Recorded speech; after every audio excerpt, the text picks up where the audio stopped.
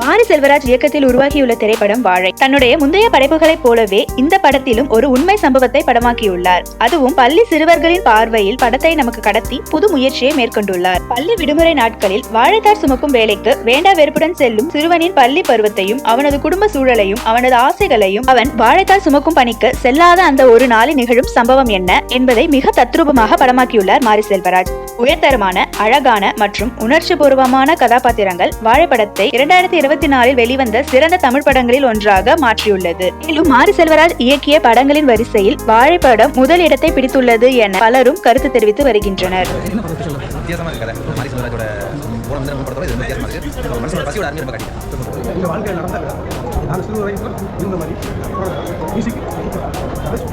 மேலும் இது போன்ற செய்திகளை அறிய NRI தமிழ் சேனலை சப்ஸ்கிரைப் செய்யுங்கள்.